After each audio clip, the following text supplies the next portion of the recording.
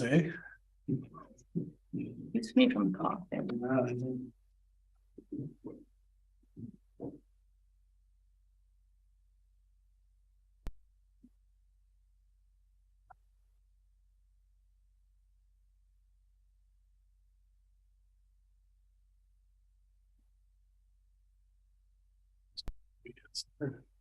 I think I have some junk in the house last time. Yeah. Your feng shui? Your feng shui? I think so. Let's get this way. Oh, come on. You're right. Thank you. Well, it's tough to keep track of. There we go. Okay, thank you, everyone. I would like to call this meeting to order for the Finance Committee, February 9, 2023. I'd like to start by acknowledging that we are gathered today on the traditional and ancestral territory of the Platinum Nation, as well as all Coast Salish nations on whose traditional territories we have the honor to live, including my home on Ete, also known as Laskidi Island. First up on the agenda is approval of the agenda. Someone, okay. Move that. Next, McCormick, any discussion? Seeing none, I'll call the question. All those in favor, opposed, none carried. Item 3, adoption of the minutes from January 11th, 2023 Finance Committee meeting. Are there any changes or modifications? I would like to make a motion to adopt it. Director Bout, Director Elliott, any discussion on that? Seeing none, call the question. Favor, opposed, none. We have 2 registered delegations. The first one is Annie Wise from Sunshine Coast Tourism regarding a request for a funding agreement. You may be on the screen there, so over to you. Hi, can you hear me? Yes. Great. I'm just going to share my screen as I have a bit of a presentation to share. So just 1 second here.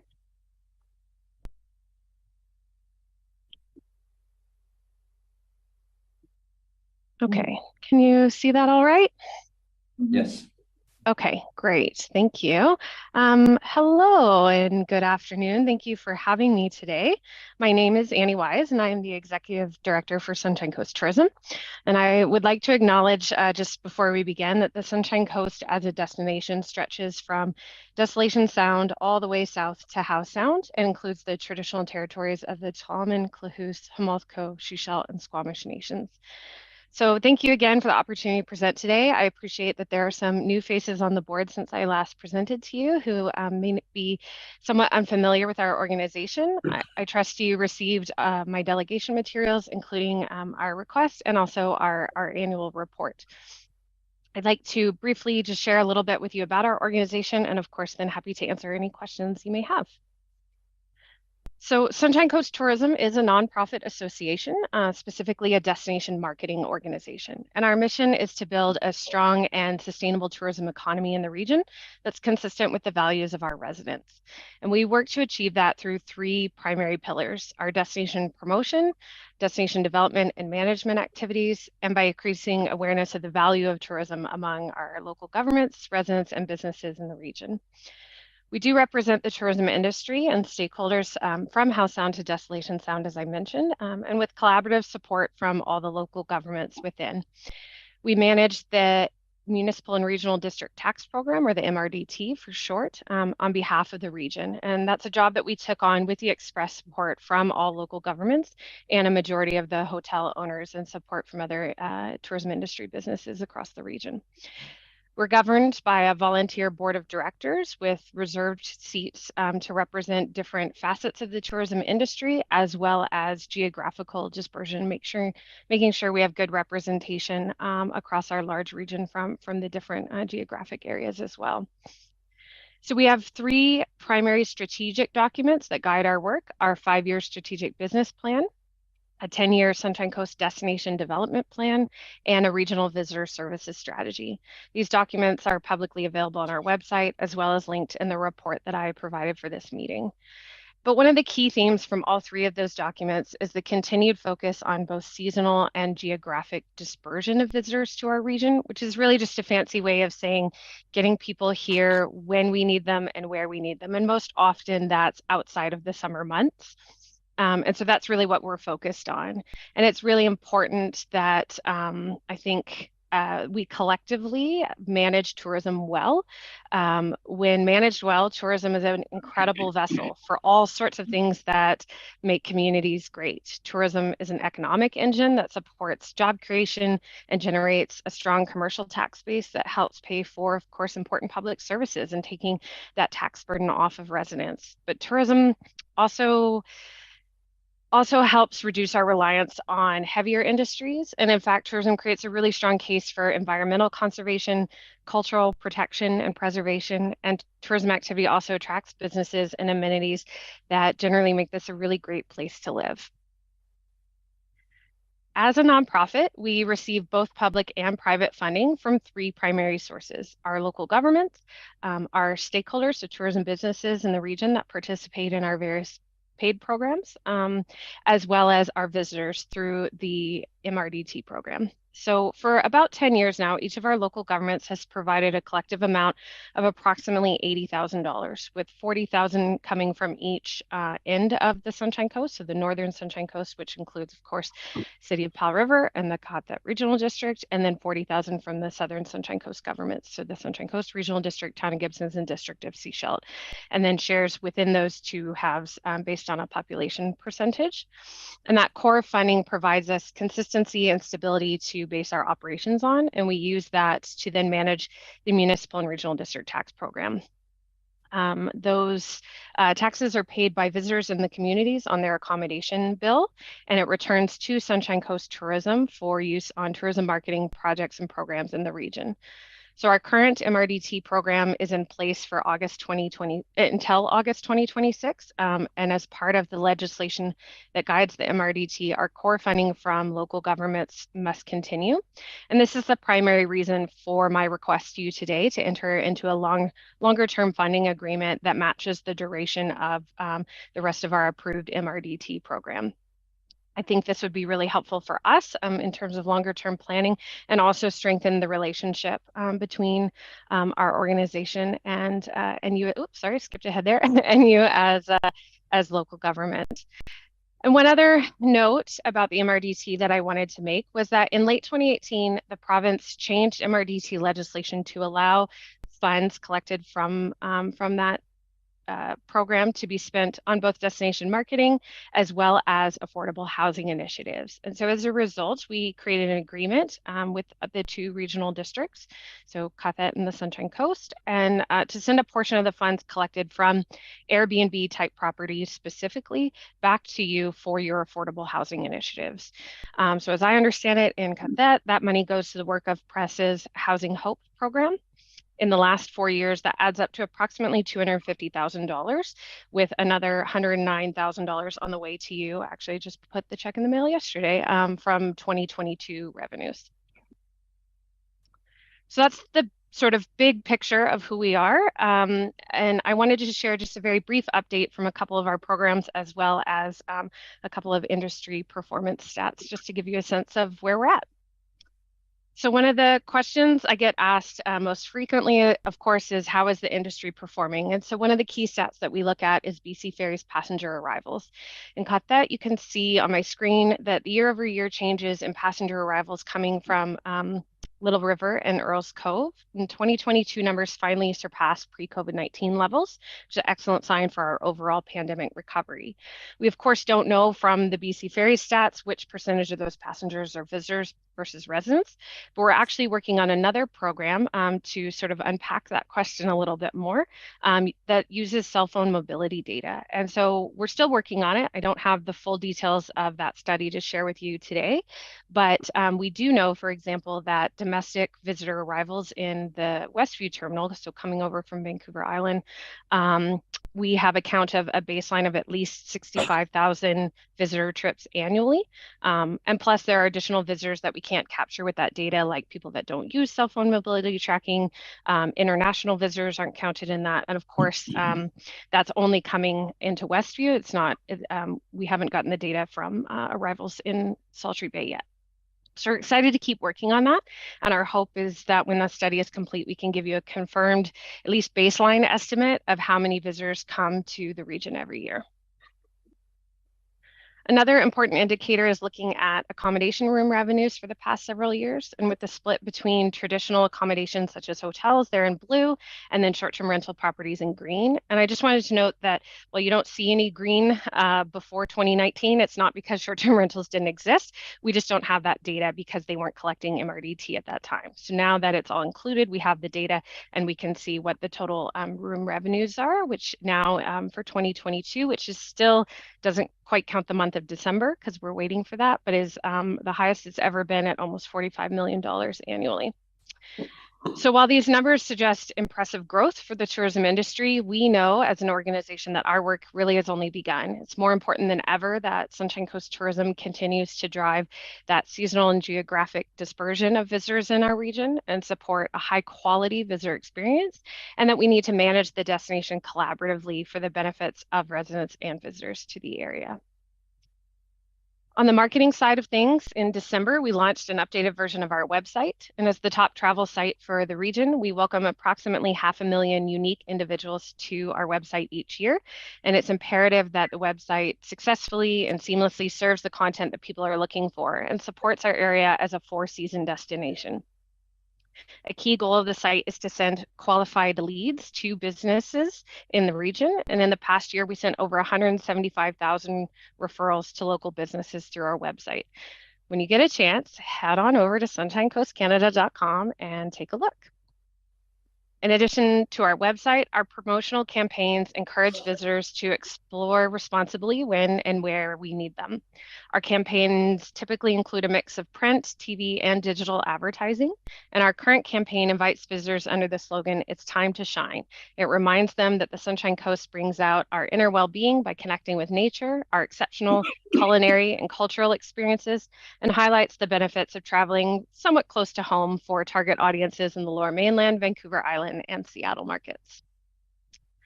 On the destination development front, we're working on the implementation of the 10-year destination development strategy for the region. It's helping guide the long-term growth of sustainable tourism and revenues for the area. Just a few very quick highlights from our work. We successfully applied to the Federal Active Transportation Fund to extend a feasibility study that was started on the Southern Sunshine Coast for an all ages and abilities active transportation route. So essentially looking at like a fully separated biking and walking path that runs the length of Highway 101. So phase one was covered by another organization that did Gibson's to Seashell, and we applied to extend it from Seashell all the way to Lund. So we'll be undertaking that work over the course of 2023. We also installed new signage maps at both Little River and Earls Cove ferry terminals. You can see the one in Little River there in the picture. We've also established a Destination Development Council with multiple stakeholders, partners, governments, and nations to increase our collaboration, expedite approvals, and align goals and efforts with one another on various development projects.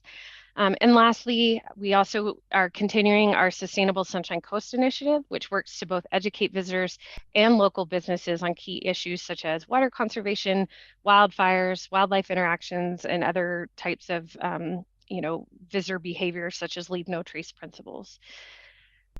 So in my short time, I know that's a lot of information, but I wanted to make sure there was some time for questions. Thank you so much for this opportunity. We're a very proud partner of the Regional District, and I look forward to another year of great work, and I would happily answer any questions that you may have. Thank you. Thank you, Ms. Weiss. So the main request here, and the presentation was very good, by the way, and I'll open it up for questions. I'd like to start just by saying the main request is for a multi-year funding agreement, and it would be appropriate in order if anyone on the board would like to make a motion to refer that request to staff for a report. But I'll just put that out there, and I believe Director Elliott, and then Director Dowd, and then Director Cormack. Really, I'd be happy to make the motion to refer that request to staff. And I also have questions. Okay, so for a seconder. Is there a seconder for the motion? And then we'll make sure we get the wording. Director McCormick, is the wording clear enough? Yes, thank you. Okay, so we have a motion to refer the request for multi-year funding agreement to staff for report. Is there a discussion on that motion? And then I'll call the question. All in favor? Opposed? And carried. Okay. Do you have a further question? I just had a question because you're doing a great job of keeping statistics, and it's really nice to see the recovery after the pandemic. I noticed the trajectory of BC Ferries was on its way up anyway, and we're probably still a little below where it would have been had we had no pandemic. But I think we'll get there. My question is, do you track air travel or small vessel activity in any way? That's a great question. We are talking with Harbor Air specifically, and we've reached out to Pacific Coastal as well to try and get some better data for arrivals to Powell River and area on those airlines. So the province does share, information on air travel for like coming into YVR, and we can get a little bit of flights that take from YVR to Powell River through that. So we have a little bit of data there. We know just anecdotally from Harbor Air that their new route has been extremely successful. And I think they've already expanded it and from what it was at original launch, but I'm still waiting on some 2022 numbers from them, but I would be happy to report that back once I know further. And as far as the small vessel traffic, I don't have that at this time. It's would just be information that would need to be volunteered from the various harbors and different authorities throughout there. And so it's definitely something we've asked for in the past, but just haven't necessarily had that information volunteered to us yet. So would it be helpful if harbors, just kept track of their short-term moorages and just gave you numbers at the end of each season, kind of a thing? Absolutely, yes. Okay, thank you. Thank you. Okay, I was going to make a motion. You're going to make a motion. Already done. Thank you, Director McCormick. Yeah, thank you. Great to see you again, Annie. Thank you for the presentation. I just want to maybe throw a reminder out to you. There is another airport in our region. It's located on Texada Island, YGB. Yes. And we do have a regular charter carrier that serves the island. So that would be another opportunity to get stats, as would our boat club, because there's visitor parking there for boaters. So, and I know it's just always jammed, in the middle of the summer. So a quick question to you. The loss of the Malaspina Coach Line's direct service between Powell River and Horseshoe Bay or Vancouver, has that had any impact on tourism numbers, and how are you addressing that loss? Yeah, that's a great question. Thank you. It's hard to say as a standalone how much of an impact that specifically has been. There are some other services now on the Southern Sunshine Coast. There's Coastal Rides, which is sort of similar to Uber. I think they actually have it on Texada Island as well. And so it is possible for people that are looking for that ride. There's also Harbor Air's Seashell Terminal is also doing shuttle service from the Seashell Terminal all the way up to Earls Cove and in between. And so it's another area that we want to continue to evaluate. And certainly our destination development plan is heavily focused on transportation challenges to our region, as you can imagine. And so these are definitely some of the areas that are identified within that strategic plan that we want to continue to encourage product development and supports where that makes sense. I believe, and I would have to confirm this, but I believe that the Sunshine Coast Regional District Board did approve the BC Transit the bus service on the Southern Sunshine Coast to actually go all the way to Earls Cove, I believe, starting towards the end of this year, which would be obviously a huge benefit to qathet, both residents and travelers to be able to take bus service. So we're really looking forward to seeing that come through. Thank you. Thank you, Chair. You're welcome. Director Doe. I'm sorry, Director Kisborn. Wrong side of the table. Well, I shaved my beard, so I did. Two questions. The first one is in your presentation, when the document's submitted, I see OAP affordable housing distributions under expenses. And for 2023, I see $200,000. And then 2024, it drops down to $105,000. and then $99,000, and then $96,000 and $90,000. So, you know, affordable housing distribution seems to be starting like up here and then be going down. And I'm just wondering, like, why is that? Is there like is the need going to go down, or I'm just curious. Yeah, thank you. Again, really great question. So of course, the online accommodation platform, that OAP chunk, we don't get that separated out within the region. It's all of the short-term rentals across the Sunshine Coast region. And in Seashelt and Gibson's municipalities, they both in this last year introduced quite restrictive short-term rental regulations. And we're forecasting as a result of that we'll see quite a few fewer short-term rental properties being available, which would cause the decrease in that number as a whole. It might push demand into the outside of the municipality and into the regional districts, or into the unincorporated areas, but I'm not sure. So we're forecasting conservatively. And it'll be an interesting year to see how that goes. So we're hopeful that that's such a great opportunity to fund affordable housing initiatives, and we're really hopeful that we can at least maintain status quo. But at this time, we are forecasting it to go down. Okay, yeah, that makes sense. So it just gives me a little, makes me think.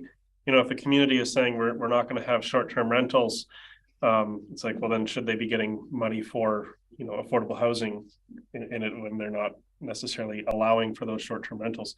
My second question is something that just popped in my head when the small craft and float plane issue came up. This was before my time, but back in the 90s, we actually used to be a port of entry. So we would actually have a lot of small craft vessels and float planes coming in, and that would bring in a great deal of revenue, but we're not a port of entry anymore. Is that something that Sunshine Coast Tourism has looked into at all, like to maybe get one of our communities on this coast becoming a port of entry again? Because, when someone's coming up from Seattle or the States, if they're going to pop into Vancouver to clear, well, if they can come up here, it can make a big impact. So I'm just wondering if that's something that's been on Sunshine Coast Tourism's radar. You know what? That's not something that we've been discussing, but that's absolutely a great idea. I did not know the history behind that, and so I would definitely love to take that back to my board and to my team for further discussion. Because I agree. I think there's a lot of possibility there in terms of attraction. So yeah, thank you. Yeah, because the float planes on Powell Lake, the float plane pilots, they apparently really like landing on the fresh water rather than the salt water, because when they take off, they're not sucking salt water into their engines. So absolutely. Thank you. So we're low on time. I'll say if there's anyone who hasn't asked a question yet, and I see Director Elliott twitching. Did you want to? Oh, I just wanted to remind. Would you like to ask another quick question? It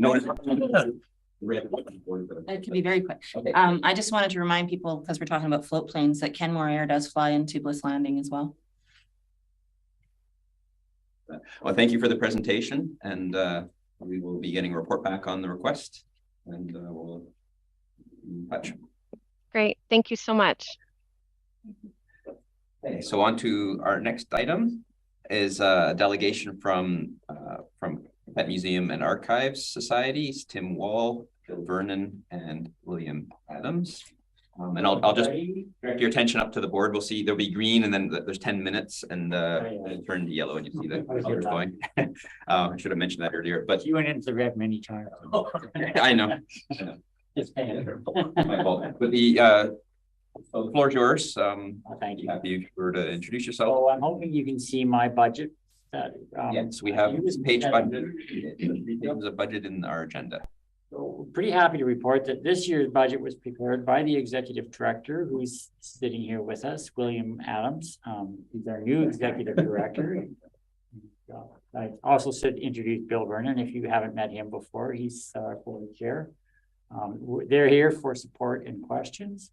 I would like to draw your attention to page 1 of the budget document, showing that there is an increased request for funding from the regional district.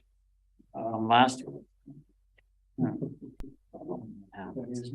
and the main reason for that budget increase is we have revamped, if you will, the pay grid for the staff within the museum. We were having trouble retaining staff and also recruiting staff. So I asked William to do an evaluation of two things: the competitive factor of the wages within the museum and the standard of living within Powell River. So whether or not we were a living wage employer or whether we were not. We actually were not a living wage employer who could not meet the standard of living within Powell River. So that, if you go to page 2 of this document, which is the expenditure page, the biggest change in expenditures is in the salary line. And so that brings the salaries up to a living wage employer, and it's a competitive rate within the industry of museums in BC. Another thing that William did was we recently had a vacancy in one of our positions, the coordinator position, which was the program coordinator position. So what William did was he revamped positions so that the curator position that we've had impossible time trying to fill, the qualified people that the people that would be qualified to fill that position just were not applying for it. People that were applying were underqualified. So what William did was he is actually a curator himself. He's qualified as a curator. So he's turned his position into executive director / curator position. And then he is going to hire, and we actually, I'm pretty excited to say, we actually have 3 applicants tomorrow that we're going to interview for these new positions. They're assistant curators and program director and public relations staff. So they'll have a multi-talented staff. They'll work as a team, and they'll actually bring extra people into the museum. That's the biggest part of my presentation. Something I did want to bring your attention to as well is that we still have the budget surplus that was carryover from last year. It has increased as a result of 2022, the vacant position, the curator position that was vacant in 2022. We have an awesome opportunity to use that budget surplus for a shelving system. So it will bring chaos, bring organization out of chaos in our archive system. Right now, our archives is a very scary place. You don't want to go there. So what William has found is a shelving system. It is expensive, but it will be the property of the museum, not the property of the city of Powell River, is what I'm trying to say. There's always a concern whether or not it's somebody else's property or it's our property. It will be the property of the museum. And it has an expected life of over 25 years, the way it is. It'll catalog the archival system. And like I said, it'll bring order out of chaos. So it'll be very nice to have. If you want more information, that's why William is here. I asked him to come and be prepared to speak about it. So that would be something that we would ask. So we ask that we retain our surplus and use it for that. There's an awesome opportunity that we've never had the opportunity for before. So, and that's a result of COVID, vacancies, you name it. So that's pretty much it for me. I welcome any questions that you might have for me or for William or for Gill. Thank you very much. I think the information was very good. The museum and archives are an awesome place. I love it. So I think they're great. One thing I'll just point out, and unless I'm misunderstanding our budget, the request for the requested amount of 243,000 is in our current draft of the financial plan. We'll be considering later in the meeting. So unless something changes, that's what's currently in there. I have a couple questions, but I think other directors may ask them before me. So I will open it up to directors. Director Brander. Thanks, Chair. Thanks very much for coming in today. Really appreciate it. I was kind of curious if you had any events or initiatives in the works in order to draw more people into the museum this year, and if so, how do you get that information out to the public so that we all know about it? I will let William speak to that, but I can tell you right now that there is a newsletter that goes out to members, So that information is spread out through member newsletter, and there's also information on the website. Okay. William, do you want anything to add? Well, as I say, was mentioned, we are understaffed at the museum. I'm the only person there at the moment. Once we are able to rehire 2 more staff, we will carry on with our initiative with programming and events. We do have programs, things like speaker series, children's program, summer camp in the summertime for local people, as well as we get a lot of visitation. It's increasingly since the pandemic, but we are getting visitation from tourists coming into the museum as well. Okay, just a quick follow-up. Yes. Do you turn to social media at all to get the word out there, or do you have? We do have social media accounts, Twitter, Facebook, so forth. Yeah. Okay, great. Thanks very much. Yes. Something I would like to add is that he didn't mention it, but they also have they were liaising with the schools, so they were having classrooms of kids walk through the museum as well. So, any other questions? Yeah, and maybe just missed it in your presentation. Thank you for this. I just noticed a big jump in the maintenance and repair facilities. Is that sort of what you were talking about earlier? yes. Yeah, that's the 95. Yes. Okay, so that's a significant expense, but a big improvement for your safety. Absolutely. Yeah. The reason, one other thing I wanted to bring to your attention is part of the reasons for that it didn't get used in 2022 and it may be delayed in 2023 is prior to the installation of this new shelving system, we had an evaluation done and they found asbestos. So there's an asbestos abatement program going on. The building belongs to the city of Powell River and they have taken full responsibility for the asbestos abatement. So none of those dollars go towards that. Pushed it out. But it does push out the timeline of using up the funds to get the job done. And that's ongoing. Sorry, the abatement is ongoing now, or is it completed? Or still under study and hasn't gone through initiation. Yeah, I understand. Thank you. You're welcome. Thank you. Yeah, looking at salaries, it is a big jump, about 26%. And I know you're not the only organization in town that's having staffing issues with the cost of living and housing issues. If the cost of living and staffing shortages continues to be a problem in the future, have you guys come up with any other options? So that way, next year we don't have another 26% increase, because it's kind of like it's not just, of course, the museum that's having these issues, and I'm just wondering, have you guys had any other ideas, or is it? I haven't gone to Plan C yet, Mark, but the thing is, like I said, William has revamped the positions so that people that are qualified for them are actually applying for them. So in all likelihood, we will fill those positions this year. We also have had another position. Part of that 26% was a part-time individual, an executive assistant, who is only working 20 hours a week. We put that position to 40 hours a week. So that's part of the increase in the salary as well, so that it takes some of the pressure off of William so that he can do more of the curator work instead of the administrative work. Okay, that makes sense. Yeah, that's my question, and fingers crossed that positions get filled. Any other questions around?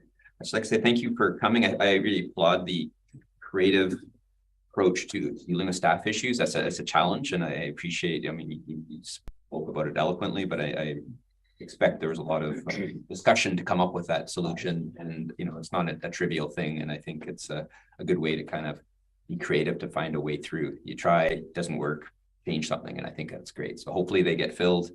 And thank you. You're welcome to stay if you want to watch. We're going to be, but the budget will be discussed later and then finalized in principle at the board meeting later in the month. So thank you very much.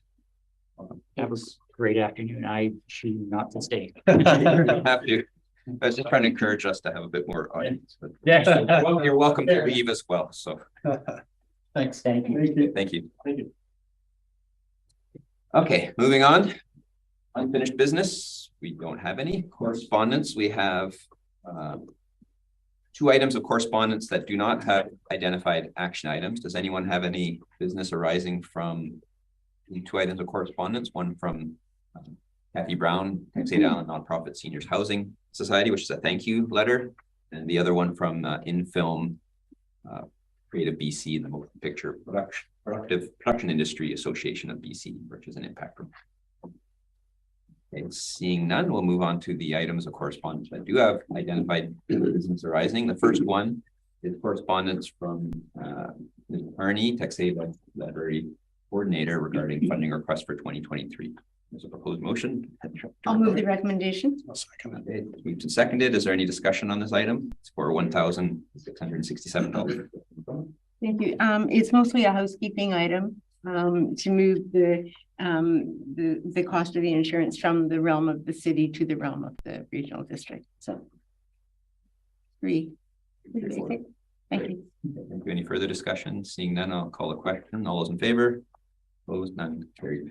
Okay, item 7.2 is correspondence from Justin Conroy, Kelly Creek Community School Association President, regarding the 2021-2023 Regional District Review and Grant application. I expect that might mean 2022-2023, but anyways, there's a recommendation. I'll move the recommendation. Recommendation to move. Second. Is there any discussion on the item? They do a great job down there. It's amazing they can get as much done as they do with that funding.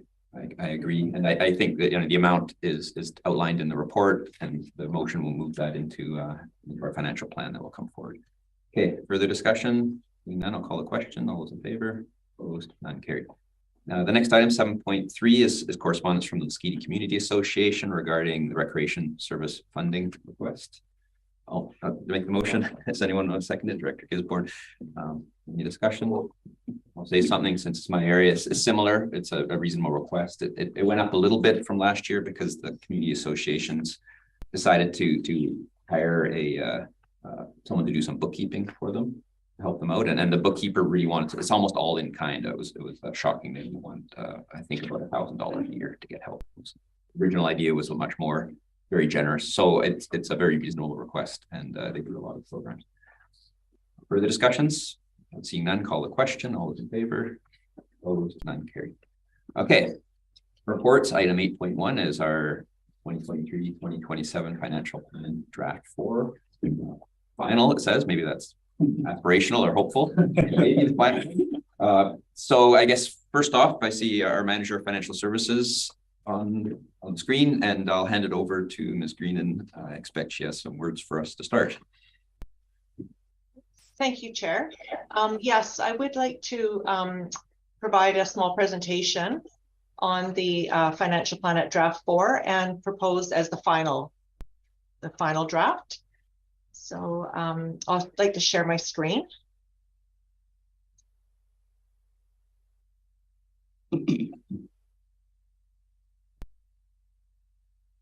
So hopefully everyone can see my screen. Yes. So, okay, so this is the 2023 to 2027 financial plan final proposed. So in this budget presentation, I'll review again the assumptions that go into making the financial plan. I'll review the capital plans. They've been revised a little bit since the last draft. I'll review the residential tax rates. We always say residential tax rates because rates for business and other tax classes are different. But we always express the tax rates in a residential tax rate per 100,000. I'll review the tax rate comparison from 2022 to 2023. I will go over a few issues that are outstanding that I'd like the board to consider. And then I'll go over the next steps and entertain any questions. So the assumptions that go into developing the financial plan are, for operational costs, we look at specific costs that we think are going to come up, or if we don't have specific costs, we'll apply between a 2 to 6% increase. Generally, it's lower than that, but with the changes in the cost of living in 2022, we've gone between 2 and 6%. Return on investments, we're booking about a 2% return, and that will change based on what we actually earn on our investments. The consumer price index, There are a lot of contracts that are tied to the change in the consumer price index, and that has been published as 6.9% in BC. So a lot of the contracts have been escalated by 6.9%. Future borrowing, we're projecting 6%. Of course, the future borrowing, those rates could change as well. The Municipal Finance Authority is currently indicating about 4.28% for 20 to 30-year borrowing. So we've risk adjusted this to 6% in case it is higher. Payroll allocations, they're based now on the 2022 time and motion. They're not significantly changed from previous drafts that had the 2021 time and motion, but there are a few changes there. And that means that they're allocated to different services, perhaps a little bit differently. And the 2022 actuals are just actuals that we have posted in our accounting software at the date that this report was prepared. So we will make projections. And so we've done as much as we can, but the actuals aren't set in stone. They will change until our year end is completed. For the capital plans for the regional district, we have regional plans of about $16.1 million. And of course, the biggest ticket item on that capital plan is the Resource Recovery Center and Waste Transfer Station development. Other items include an IT server and backup upgrade. Palm Beach Park, we have a covered gazebo that is a grant, that is a donation from the Rotary, but it still is part of our capital plan. We have park accessibility upgrades and a replacement of the mobile generator for emergency services. In the electoral areas, there's about $4.1 million of capital. The largest one, of course, on that is the Northside Recreation Center, and we've been having engagement around that. And there will be there's an AAP in progress. Much of that upgrade is grant funded. There's information on our website if you need more details. The Sabre Island Volunteer Fire Department replacement of engine 21 is planned for 2023, and then it will be completed in 2024. Northside Volunteer Fire Department, there's a generator at hall number 2 to go in. Myrtle Pond Water System, there's a water line upgrade that is planned, and we have just been advised that the grant that we had applied for was not successful. So we have asked the board if it can be funded from Community Works. So that's the way that it's included in the financial plan. The Lund sewer system, there are plans to install a SCADA system, which is a system that will allow management to monitor what's happening at the sewer system. And if there's any problems, they can respond quickly. The Venanda Ball Field, there is a gazebo planned for that, and that as well is a donation from the Rotary. Gillies Bay, there's a tennis court resurfacing that is part of the asset management planning. And the Lasqueti Island Fire Department, there are water tanks planned for installation. There are other capital plans as well. These are just the larger ticket items in the electoral areas. A few outstanding issues that I just wanted to bring to the board's attention are that in the capital plan, there's many projects that were started prior to 2023, and we have projected the carry forward amounts. Those may change. So just so you know, those, if we have more expenditures that are allocated to 2022, the carry forwards might be different. But we've done our best estimate on those. The Shelter Point Park, I wanted to bring to the director's attention that the concession it's not self-sustaining. We get very little revenue in, and quite a lot of costs that have to go out every year to maintain that concession. So I'd ask that the board maybe consider having staff look at some alternatives for use of that space, and see if there's something that might make sense to put in place of the concession. So I've asked if the board might entertain a request for directing staff to do a report on that. Budget requests, there were 3 requests that were outstanding. The Skiddy Island Community Association, Kelly Creek Community Association, and Texada Island Library. And as you know, on this report, they've all come in, and there was one more that was outstanding, and that has been submitted as well. That was from the Skiddy Last Resort Society. So I do have that, but it came in later than when I published the agenda. But it doesn't change their budget, the amount that's in the budget for them, because they do have a finite number on the on their service, and their request is within that limit. A few other outstanding issues that I just wanted to bring to your attention are, again, that the 2022 actuals that you see in the financial plan are just estimates, and the surpluses are still to be determined. There is still the waste transfer station grant pending, so the financial plan that you see doesn't have any of that potential grant included in it. So if we do get the grant, that would be great news, and that would change our actuals.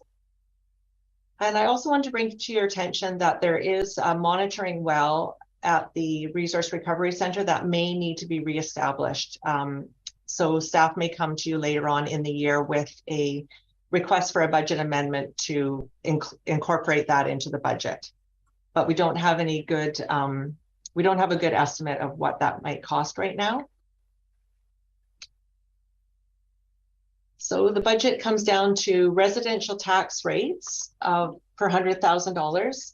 So the residential tax rates, as shown in draft 4, are about $62 per $100,000 within the city of Paul River boundaries, $270 within electoral area A, excluding Savory Island, $167 on Savory Island, $169 for area B, $176 for area C, $181 for area D, and $230 for area E. And as you can see, those rates have changed from 2022. And much of the change is because the assessment values came out, and we have the 2023 is based on a different tax base than the 2022. And the cost per average home in 2023, the average home value increased to approximately $607,466 per on average. That's within the whole region. So within the city of Paul River, an average home would pay, based on this budget, $374. Within area A, $1,642. Savory Island, $1,017. Area B, $1,024. Area C, $1,070. Area D, $1,101. Area E, $1,397. And that, and then I just wanted to outline the changes from draft 2. So the changes from draft 2 within the city of Paul River, the average change is about $48. Area A, $234. Savory Island, $194. Area B, $88. Area C, $93. And Area D, $69. Area E, $297. Much of the change in the average is because of the change in the average home value. So that concludes my presentation. If you have any questions, and if this is the final draft, if there are no further changes, then this will go forward with incorporating any motions that you provide at this meeting, and presented to the February 22nd board meeting.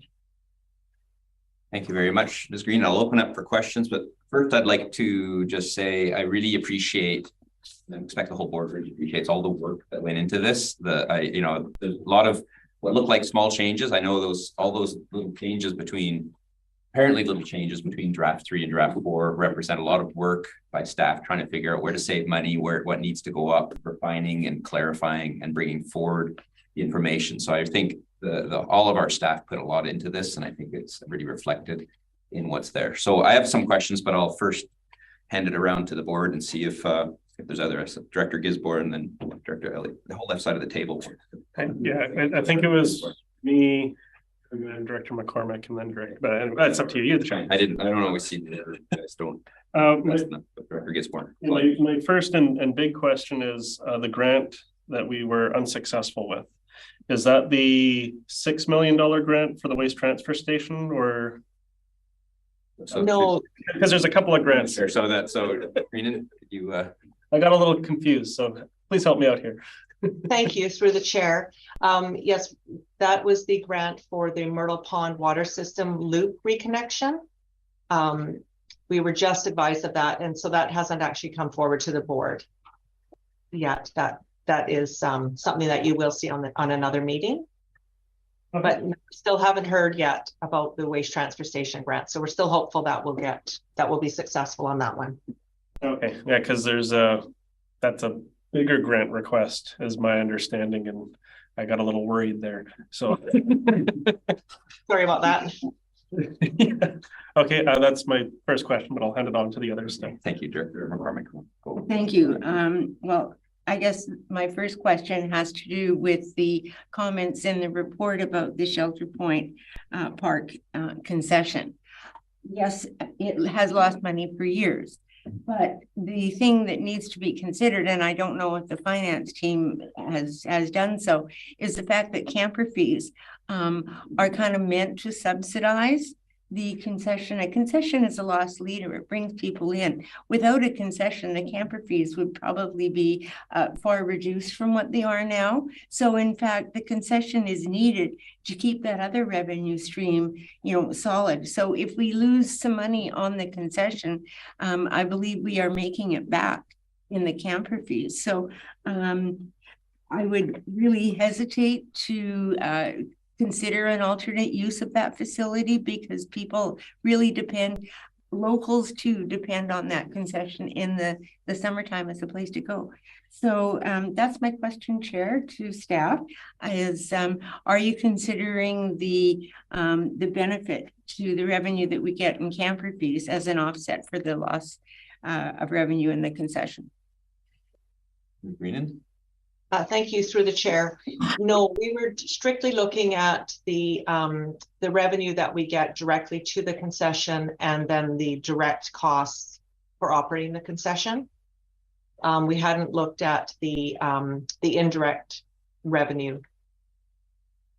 Well, Chair, it's my opinion on this issue that we need to consider, the fact that it does influence our camper fees, and that if it loses money, if and of it by itself, we can't consider it in isolation. We need to consider it as part of the overall, like having a shower. If you don't have a shower, people aren't going to come. If you can't get a burger or fish and chips, people aren't going to come. So it's not just the revenue that we get from the concession that needs to be considered. I do have other questions. So are you going to do this one?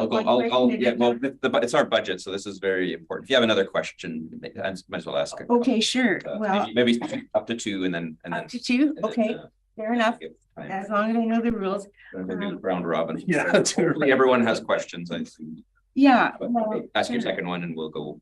Thank you, Chair. Okay, so when I look at the total requisition, which is on page 7 of the report, and it's $10,069,000 on that page. But when I look at page 14, there's quite a different number, and it says the tax requisition there is $10,378,000. So I guess I'm trying to understand what is the right number for the total amount, and what is, if our capital budget is 16 million, what's our operating budget? I guess that's 2 questions. So just to clarify, so Ms. Greening, so on page 14, I'm going to ask about the 10,091,783. Is that compared to on page 7? Sorry, 378 on page 7. Yeah, 10,069,544 for the 23 requisition. I'm just trying to understand what it is. Okay. Ms. Green, does that help you identify the two numbers that are? Thank you, Chair. I think, oh, I think you're looking at the tax requisition for the City of Fall River through electoral area E. That doesn't include the tax requisition from the Seashell in Indian Government District. Okay, so then what is our total operating budget? So the total operating budget is Yeah. so the 10,978,613 is for the operating and contributions to reserve. So if we want to break it down by operating budget, I will have to just do one quick little. And those are very different, of course. One is the tax requisition, which is the amount we're pulling from taxpayers, versus the operating budget is the sum of all our expenses, which has revenue from different sources, including our reserves and user fees and grants and all kinds of things. That'll be much bigger number. The operating budget for 2023 is projected at $13.9 million. And then the capital budget is $20.2 million. That's your question. Okay, thank you. Director Elliott. Thank you, Chair. I had like 3 questions, but I'll leave my shelter point one to the end because there was already a question about that, but I still have one. The first one is an easy one. The SCADA system for the Lund sewer, is that an electronic or remote monitoring capability system? I would like to. Yeah, Ms. Greenan, you want to pass that to? Thank you, Chair. I would like to ask Patrick Devereaux, the Manager of Operational Services, to respond to that question. That would be appropriate. Mr. Devereaux, are you there? He's coming up. Question about some. Camera. Okay, he's coming.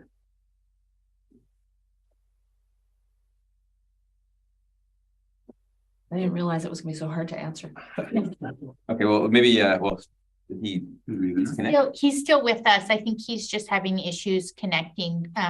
We just. Okay, why don't you go on to your second question, and then when Mr. Devereaux joins. Jason thinks he can answer. No, I'm gonna stay out of this. I know the answer, but I'm gonna let staff answer. Waste transfer station monitoring well that may be needed. Is that something that is regulatory requirement, or why is it a may instead of a, like, why do we have a question around that? Is it just the expense we don't know yet, or is it that we know we need it and we have to figure out the expense, or is it a discretionary thing? So do we have, is it something we have to do? We're just uncertain. So what is the source of the uncertainty around the well? Ms. Greenan? Thank you, Chair. That just came to my attention recently, and it is something that we will need to establish, but we don't know the dollar amount yet. It is part of our monitoring that we do need to establish one more well, because it I'd have to ask the Let's Talk Trash representative to field that question to give you more details, or sorry, Arnold Schwab, the Manager of Asset Management and Strategic Initiatives, I think can field that question. Okay, so we'll hand it over to Mr. Schwartz, if you might help us, enlighten us on that. Yeah, I can answer that question. So what happened was there was a current monitoring well in place, and due to the construction, the well had to actually be removed. So as part of our requirement coming up, we may have to relocate one on a different part of the property to capture anything that's coming off the east side of that property. And we're just waiting to find out if that is actually going to happen. That's your question? So there's both uncertainty about whether we're going to have it or not have it, and what it would cost. Okay, thank you. So it sounds like a new emerging item. Staff will have some work to do to identify what exactly it is, where it will be, how much it will cost, and then it'll come before us. Okay. I saw Mr. Devereaux there a moment ago. There he is. So the question, that question for you, Mr. Devereaux, is about the SCADA system. Do you want me to re-ask? You can re-ask it.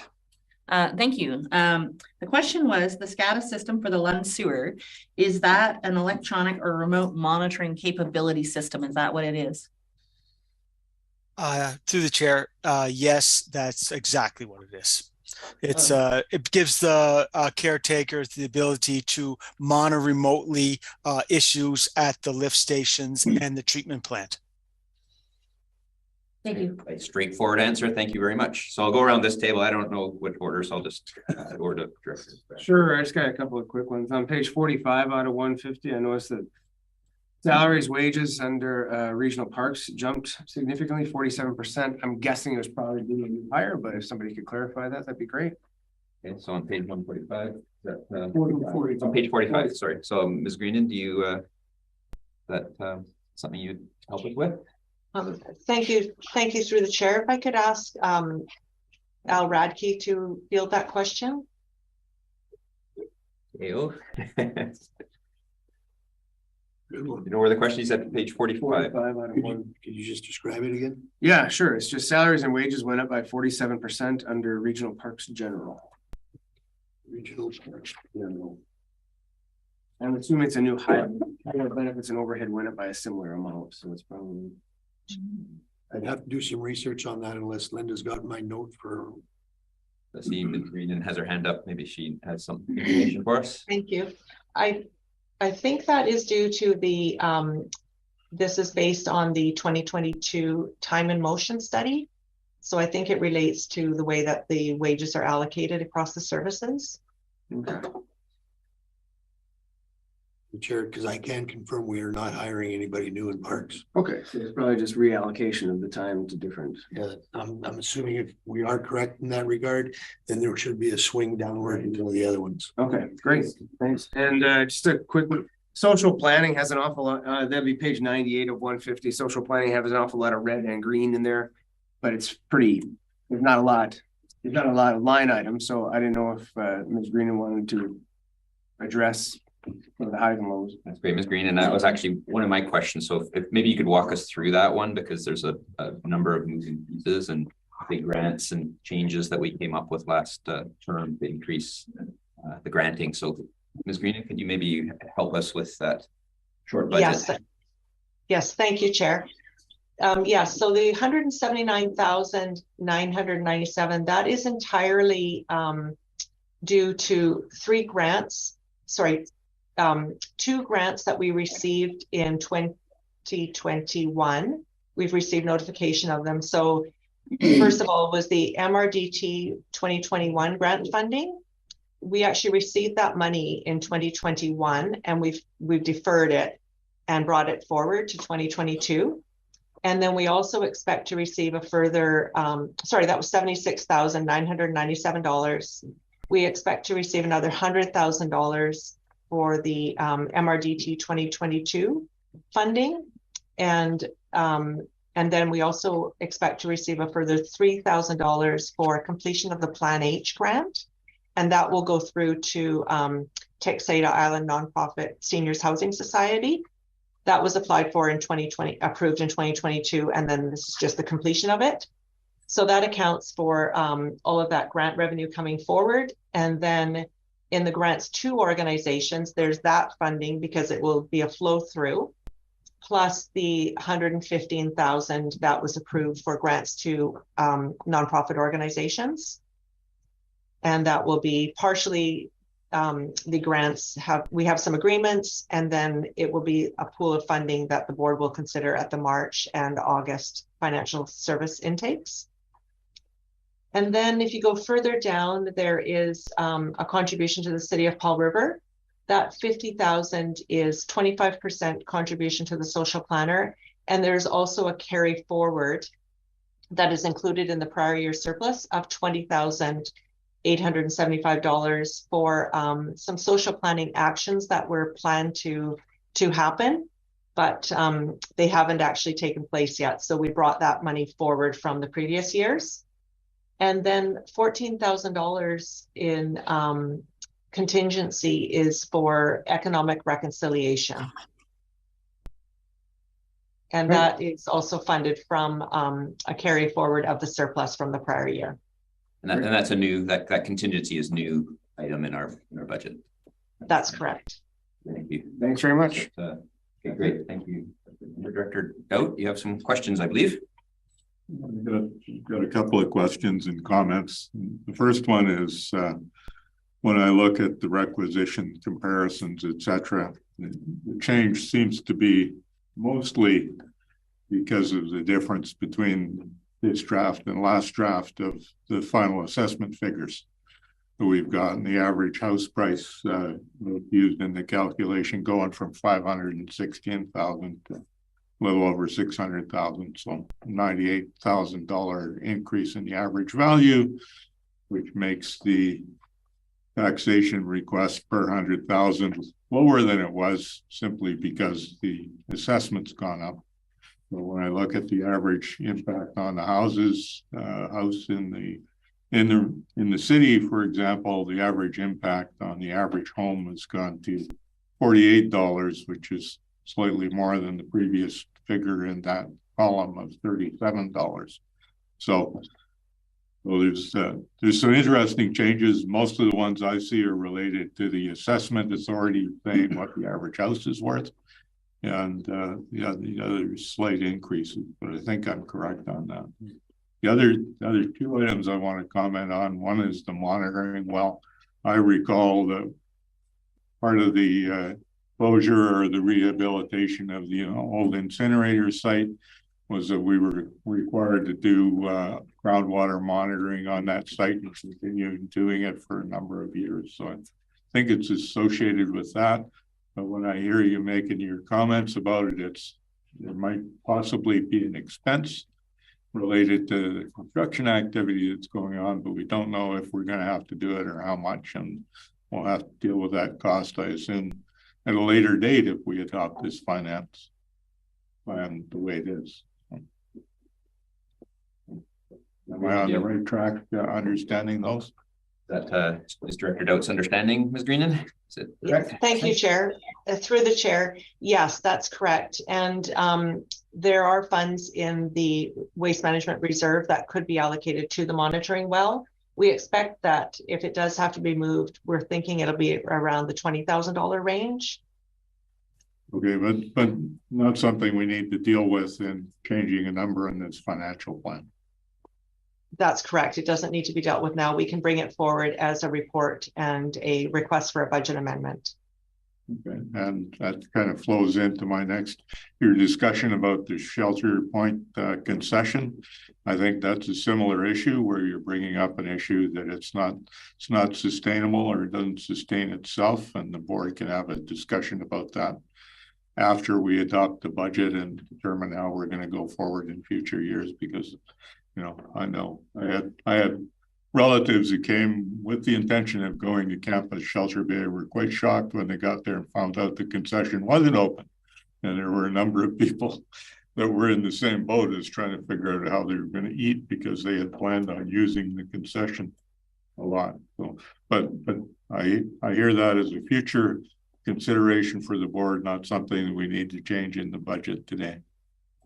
Correct, Ms. Green. So that was something the board may consider discussing and asking for a report, which was suggested, but we don't need to make a financial plan decision right now. Is that Thank you, Chair. Yes, that is just something that I wanted to bring to the board's attention that might warrant consideration at a future date. Thank you. That's all the clarification I need. Director Lennox, and then we'll move around. Yeah, just a couple of things. First of all, I appreciate how the report is created and how much work goes into it, and when it illustrates the changes in a nice, quick way, because that's helped me a lot. So thank you for that. I did have some questions around the monitoring, which is both should be in place and has been in place, and now that I understand that it's not just one well that was out of commission for X number, and we're just bringing it back into its compliance. That makes a lot of sense. And finally, it might just be more for me, but I see one of the changes that has affected the budget is $15,000 under economic development for economic reconciliation, and I truly haven't had that defined to me. So whether that's something I can take offline or something that we want to bring up now in a concise way, I guess, but I just don't know what that truly means. So, and maybe some of our constituents don't either. Yeah, Ms. Green, do we know is there a report or information? There must be. Thank you, Chair. If I could ask If I could ask that question be directed to Al Radke, the CAO. Thanks, Chair. Through the chair, the definition of economic reconciliation from here to here. So the money is there for that purpose. To explore the. We intend on using a employee to explore some of that, and what mayor could evolve out of that, we don't know. Okay. But this is mostly just the wage end of it, not any investment. Sort of like a seed for future work. It will entail the work only. Okay. Again, it's nothing for an investment. Time, yeah. Okay. Thank you.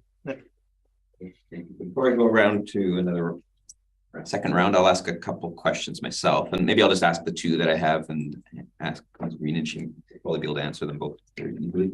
So the CPI has unfortunately estimate went up a bit. It means from 6 to 6.9, if I understand, and our return on our investments, because we have quite a few reserves, which is at 2%, which is perhaps on the low side given rising interest rates. But I don't know how. So the first question is, how rigid are, maybe I'll just ask that one and then ask the second. How rigid are our investments that get that return? Are they fixed at this 2%, or how likely is it that they'll increase as given that basic GICs and so on are higher than that by a few percent? So we do have some investments in it. We have them at varying rates. We have them laddered, and they're all in very conservative investments. We do have some investments that we've had in for a long time in the Municipal Finance Authority bond fund, and that has not been performing well, but it's expected that it will recoup some of those previous losses over this year. So I do think that we will probably come in around 4 to 5% overall the coming year, but I just don't know what the rest of the year holds. So that's why we've just left it at the 2%. So whatever we actually earn is what will get allocated. Thank you. And that makes sense. I mean, being conservative on that is a good thing. We'd rather have more than less, especially with uncertainty about inflation. And the second item, which is related to our 2022 budget. So when does that get really finalized? Because I guess that has to be really done and be completely finalized before we know, sign off completely on surpluses and then finalize where things go in, and kind of everything rolls out from there. So when does that, I mean, I know it comes later on in the spring, but when does that come to us in completely final form? Thank you, Chair. We have our audit takes place at the end of third week of March. So we should know by the end of March, for certain, we will know before the financial statements come forward in April. But until then, we're still trying to gather the last invoices from vendors and then make any final adjustments. So we won't know until the end of March. So that will be after the budget's adopted. And we can, if we have a motion to put the surpluses to reserves where appropriate, or carry them forward as surplus, what will happen is for example, if we have a budget that shows a particular surplus coming forward, the actual might vary from that estimate, but we can still put the budget forward with that surplus estimate and then just have our actuals vary from that. Right, makes sense. And of course, the last few things and budgets are like pulling teeth to get the last number finalized, kind of receding horizon. Okay, I'll do another round of questions. Maybe I'll just go around the room again. I don't have any more, but start with Director Gisborne. I believe he mentioned he had a couple more. Yeah. The community works funds, this significant expense from Myrtle Pond, and yes, it is in my area. Yes, they are my constituents.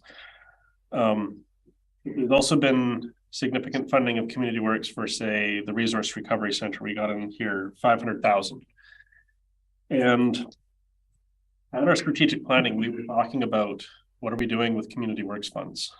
So I think we were moving in a very good direction. Figure out what are we doing with community works funds. I'm not quite sure we're there yet. I think we need to have a more in-depth conversation at committee of the whole. And this is where I'm wondering about the appetite of the board of, you know, when do we want to have that conversation about community works? As I understand it, the budget has to be in by the end of March. We could pass this budget at the end of this month and adopt it, or we could pass it at the end of March and have a more in-depth discussion about community works in March at a committee of the whole meeting. That way we can feel a bit more comfortable about what we're doing with this kind of money, because we only get, what is it, $361,000 a year in community works. And if we're, you know, putting, you know, 500,000 towards, you know, resource recovery and over 100,000 towards, you know, Myrtle Pond, which is a relatively small area. Yes, my constituents. I know I might be politically shooting myself in the foot, but I'm wondering if maybe it might be prudent for this assembly to, you know, we go forward with this budget, but then we say, hold on, let's have a community works discussion in March, and then we can discover whether or not we feel comfortable with where this community works funds are being allocated, because there was a lot of discussion at our strategic planning session. So that's the first one that I wanted to say. Was mentioned. So I don't, that seems to be more for us. And Director McCormick mentioned that she'll be bringing forward a notice of motion, which I expect will come from her very soon. So if you want to allow her to make that motion, or you can carry on to your questions, then I'll yeah, that's the first one I wanted to kind of point out and express my concern. The other one is taking a look at our parks in terms of tax requisition. They are up and down and all over the place, and that makes sense because not all our regional parks are the same. You know, pointing out that the Paradise Valley Exhibition Park tax requisition for last year was about $4,000, so we're laughing all the way to the bank. Haywire Bay last time around was 20,000. Now it's up to 37. And when you're taking a look at the list, Shelter Point Park was at, you know, 134,000, and now it's going up to 158,000. That's just tax requisition, and that really echoes the concern of, you know, with the concession stand not being profitable, you know, because Paradise Exhibition Park and Haywire Bay and Shelter Point, those are paid for by the whole region. So if you know, one section we're pouring a lot of money in to try and keep it afloat, that is definitely a discussion that we need to dig into and kind of go, is the juice worth the squeeze here? Because Haywire Bay is an incredible park, and seeing that last year's requisition was 20,000 and this year 37,000, that's an incredible value. And then we're looking over on Texada, and it's, you know, what is it, 4 times the price for the taxpayer, and it's a concern. So yeah, I'm really looking forward to that conversation. So sounds like a conversation we may have. At least there's at least one director that wants to have it. Okay, also move on to Director McCormick. Yep, so Director McCormick. Okay, well, to address that point first, I had planned on bringing a notice of motion to committee of the whole, though I'll take direction from staff if they feel it's better here. And the reason I was going to introduce it at committee of the whole is because it's not actually a money issue. I'm asking for information about how other regional districts disperse funds. And so it's kind of a process question. So if staff feel that would be better to be introduced here, then I'm happy to do that here. Maybe our CAO, I'm not sure who might answer that question. Is that better here, or does it matter? In this regard, I'd say it's at your pleasure, because it'll probably be the same staff that are researching it. So your choice. I think we know it's coming, and we're aware of what it will be. So I'll leave it to you to make it here or in a couple hours. Okay, well, I didn't put it on the agenda for this meeting, so probably best to leave it for committee of the whole. We have a notice of motion. Yeah. And there'll be the notice. And then the notice. Okay, very good. I do have a question about, no, I can't find the page. Okay, it refers to the hospital district, and I'm looking at page 24 and 25 of the budget, and where it says, and the tax-based changes are based on BC Assessment Authority converted values for hospital district. And I'm just wondering, is there different tax base for hospital district? I guess I'm trying to figure out why that says hospital there, how that's different from typical property tax. Ms. Greenan, you might help us with that. Thank you, Chair. Yes, we always, when the regional districts look at the assessment value tax base, we always look at the value for hospital district purposes. So it refers to taxation for everyone within a hospital district, and that's the base that's always used for regional district purposes. Okay, so that would include then the city and Seashell Indian Government, and I see all that. Okay, so that's not just the regional district. I see. Okay, thank you. I understand now. Okay. Okay, so we can move on. We'll move around. Director Elliott, you had, I believe, another question, or did you? Thank you, Chair. First of all, I wanted to say that taking a conservative approach to the estimates on return on investment is appreciated by myself. I think it offsets the risk that we might have underestimated our inflationary costs, and I think it's a really good thing. So I wanted to thank you for that, and let you know I appreciate that. And then I know we're not going to deal with Shelter Point today, but I had a question around the current model. Does it include leasing it to an operator, or do we fully operate it with do we run everything? We have a lease, but Ms. Greenan. Thank you. I think, Chair, it would be best to direct that question to Patrick Devereaux, Manager of Operational Services. Yeah, and I know he's up on the screen for us. Mr. Devereaux, could you clarify that for us?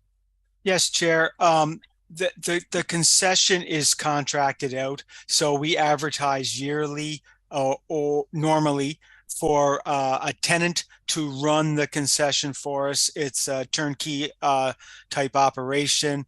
They use our building and our equipment. They supply the food, the labor, and the product. Okay, thank you. And then just my thoughts on the whole Shelter Point concession. I used that. I went there this summer. The food was amazing. My children enjoyed it. The entire experience in Texada, which is fairly remote from other services. There's not a lot of restaurants available there at all.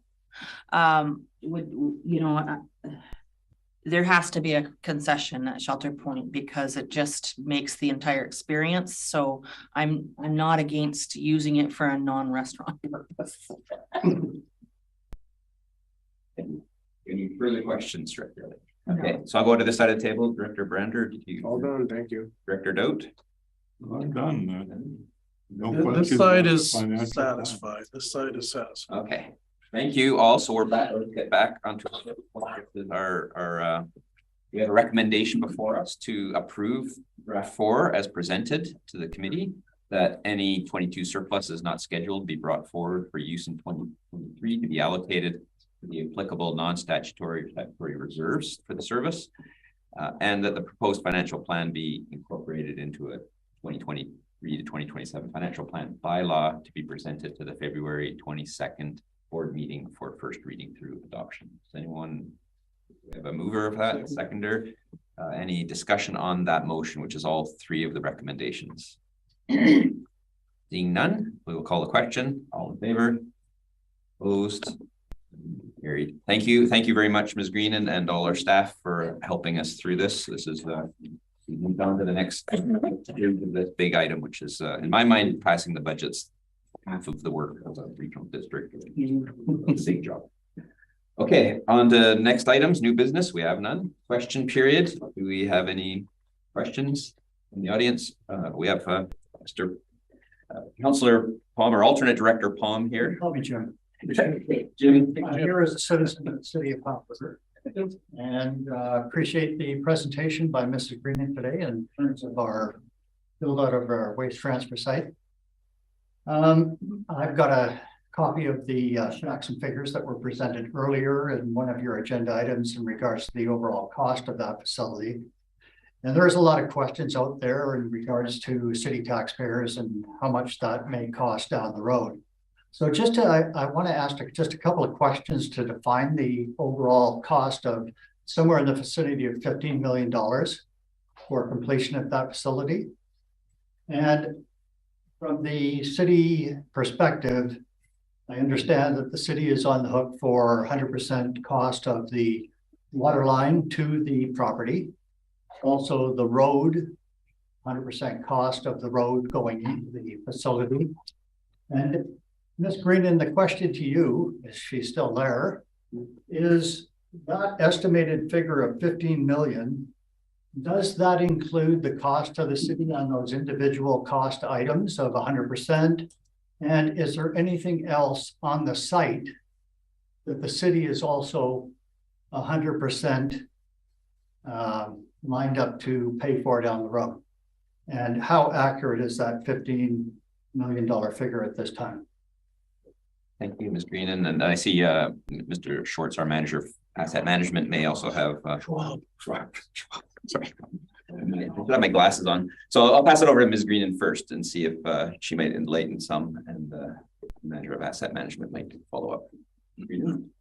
Thank you, Chair. Through the chair, the $15 million is based on a mix of estimates. We have some Class A estimates and still some Class D estimates. So we are waiting for, we'll refine those costs as we get our Class A estimates in, like the actual RFPs, the responses. And as far as the access road and the cost for that, I know that the access road that I have in the budget is half of it is funded through the regional district, and the other half is contributed from the city.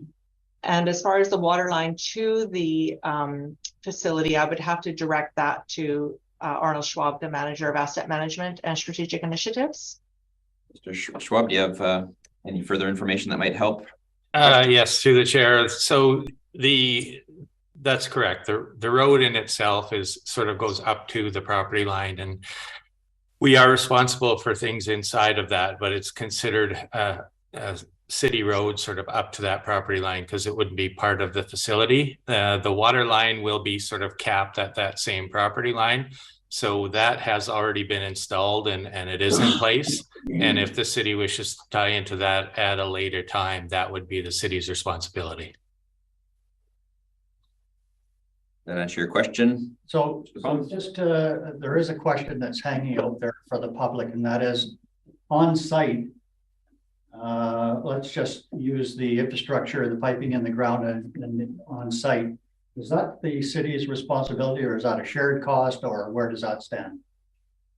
I believe that's our manager of asset management might know more. Yeah, I can take that one again as well through the chair, that most of those are shared costs. The only ones that wouldn't be are ones that would possibly be extensions. I believe the lower parking lot and some of those park areas will be the city's responsibility, but they fall outside the property boundaries of the site itself, and they are still city property. And then just to Ms. Green, and I really appreciate the response to my questions. In terms of requisition to the city, in terms of taxes coming up at 223, you quoted a figure of $48 to city taxpayers coming from the regional district this year. Does that also include the cost of waste, the waste build out or requisition? Ms. Greenan? Thank you, Chair. Yes, the figures that I quoted, I'm just going to look here.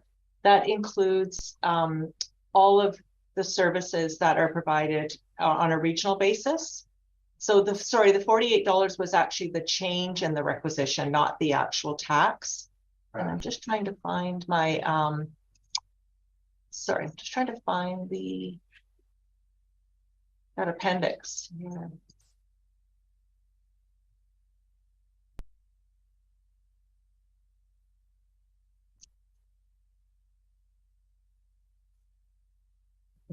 So the actual cost to the city of Paul River residents would be a tax rate of $61.58 per 100,000. And that is for all of the services. That includes the waste management service. So it's general administration, grants and aid general, regional parks, emergency telephone 911, the cemetery service, a contribution toward the animal shelter service, and the waste management service, and the regional emergency preparedness, and heritage conservation, the Paul River Museum. Thank you. So there's no capital cost associated with waste transfer in those figures? That's all included in that price. Okay.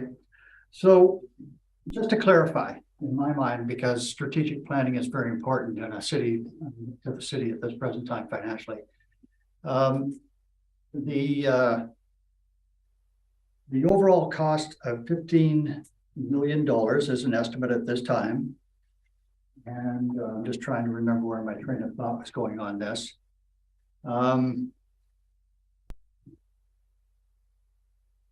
Yeah, I've lost it. It's okay. Anyway, it'll come back to me. Okay. Thank you very much. Thank you for your questions. And I guess you can ask the question in an hour and a half. So are there any further questions is there anyone on the call that has a question? The reporter. Hello, Chair. This is Galinski from the Peak calling. Yes, hi, Paul. How are you? Questions? I'm very good. I'm referring through the chair to page 8 of the Ms. Greenan's report, the residential tax rates.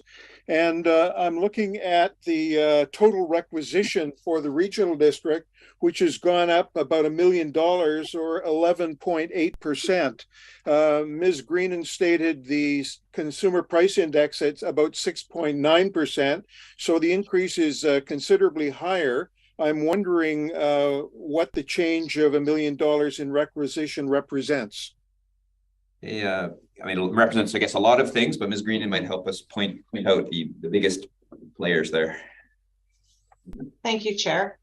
Through the chair, the changes, the best way to see that is on page 11 of the report, or page 65 of the agenda.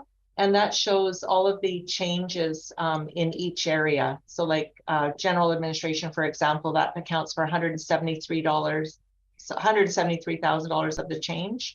The biggest change, of course, is waste management, as we discussed, and that's an increase of $268,240. And the bulk of that is due to the debt coming, that will be fully recognized in 2023. And the debt is much higher than that, but we did make some other changes that tempered that increase. The other big changes are in the fire departments. So we made some significant changes in the fire departments, and that accounts for about another $300,000 of that change. So the changes are kind of like all throughout the budget. For heritage conservation, as we just heard from the Heritage Society, there's a $33,000 increase there. And then the regional parks, there's an $84,000 increase. And so there are a number of changes for each of those areas that I would have to, have to look at each individual service to look at what we are doing differently. Through the chair, I appreciate the manager's response. I'm certain that those line items are available for me in the budget if I care to go digging through it. Her response certainly helps delineate my question with regard to the rise in requisition. So thank you. You're most welcome. Hey, I don't see anyone else on the call that wants questions. So we'll move on to, is no one in camera? We're adjourned.